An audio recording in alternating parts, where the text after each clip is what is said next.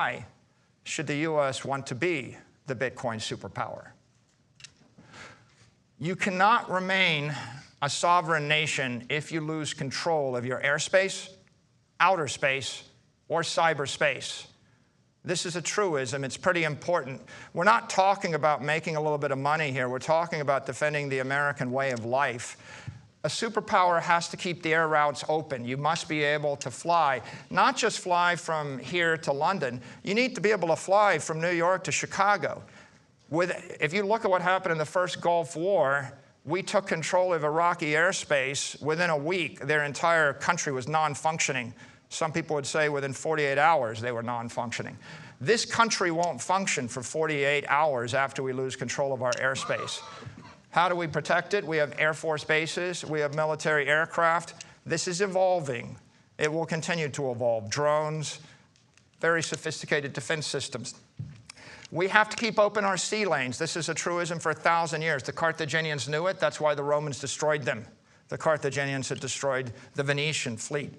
Every single port in the Mediterranean that was a Venetian port was also a Roman port, was also a Carthaginian port, was also a Phoenician port.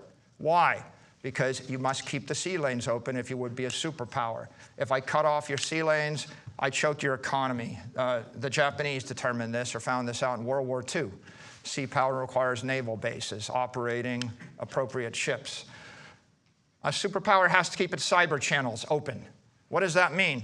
It means your communication channels for digital information, but it also means your communication channels for digital energy. I need to be able to move a signal, but I need to move a $10 billion chunk of money. I don't just need to keep the cyber channels open around the world. It's not just I want to move that information or that energy between New York and Tokyo. If I lose control of cyberspace over the United States, I can't move information between New York and Chicago. Right? You lose cyberspace, you'll lose your own digital economy. What would you do if your enemy got control of your cyberspace? You saw just, again, yesterday, you can't even log into X. Well, what happens when you can't log into your bank account? Cyber power requires Bitcoin miners operating ASICs, throwing up a wall of digital energy. And you want to hope that more than 50% of that is controlled by you or your allies. What does it mean to own cyberspace? If you want to be a Bitcoin superpower, you need to own the asset, own Bitcoin, but that's only half of it. Owning all of New York City and losing control of the sea lanes and the airspace above New York City is a Pyrrhic victory, right? You won't own it very long. It'll get shredded. You have to control the network, the cyber network, the digital energy network that flows around the world. AI is the future. The computers, the AIs, they're smarter than us. They're going to think faster than us. At some point, they'll be thinking 1,000,000 times a second, talking to each other, right? And if you want to build the greatest economy in the world, your cars need to drive themselves, the robots need to think, the factories need to think, and your agent needs to be thinking 1,000,000 times a second about how to do something useful for you. Digital intelligence requires digital energy, which has to be secured by digital power in order to engage in digital commerce. When I say digital commerce, I don't just mean buying trinkets on Amazon. I mean moving all of the money and securing all the assets of the world. I mean $950 trillion going to $4,000 trillion of assets. And it couldn't be clearer where that's headed right now. The unit of digital energy is the Satoshi. The unit of digital power is the exahash, right? What are the benefits to America of the Bitcoin strategy? Embrace Bitcoin, we own the 21st century. All the money, all the capital of the world is moving out of the 20th century. Everything that made sense, every educated financier was educated in the 20th century. They were taught a bunch of bromides, a bunch of rules. All of those rules probably made sense in the 20th century. The way we fought World War II is not the way we fight World War III. Every military doctrine, every financial doctrine, it might have been right at one point. It's not right any longer. Trillions of dollars of capital is going to flow from those physical and financial assets into digital, into the Bitcoin network. Okay, you might say, well, I'm making a strong assertion. Bitcoin is the digital capital network. I'm not just the one making that assertion. The President of the United States made that assertion last week. Explained by David Sachs on Friday night. He said, Bitcoin is the only crypto asset that is truly decentralized. It is special. Maybe in the future there might be some other digital capital. The US government doesn't recognize any other digital capital, nor do we. And that's because 99% of the power in the crypto ecosystem is in the Bitcoin network. If you want to own cyberspace and own the future, you need to own it. Embrace Bitcoin and strengthen the dollar. We have the chance to establish, own, and control the global digital capital network. That is Bitcoin. We can back the US dollar with Bitcoin reserves, the only monetary asset that is competitive to the dollar. If I need a liquid, fungible asset to capitalize a company or an institution, it's not real estate, it's not natural gas, it's not art, it's not private and public equity portfolios, it's not even going to be an index of equity. The only asset that I can use other than Bitcoin is US Treasuries everywhere in the world.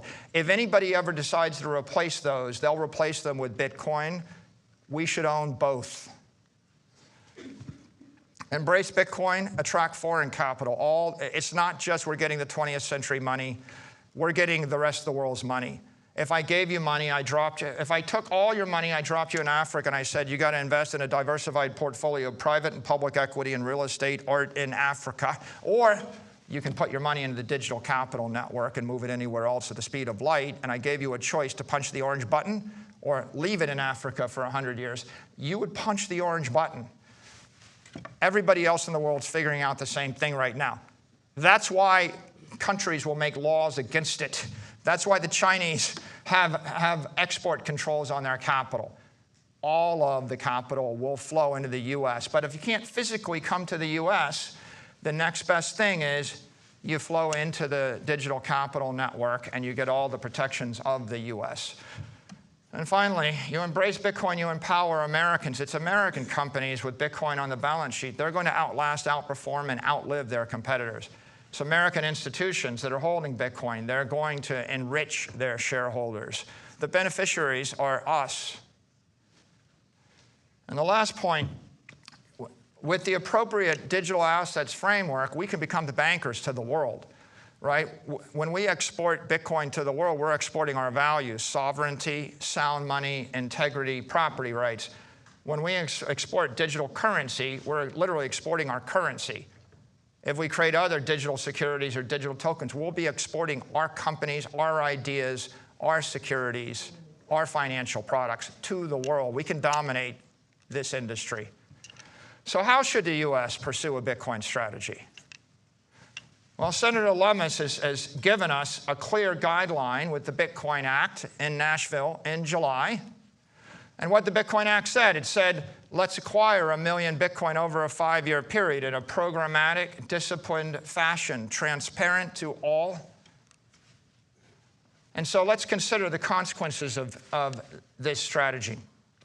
Well, first of all, last week, the President signed the Strategic Bitcoin Reserve Act or order.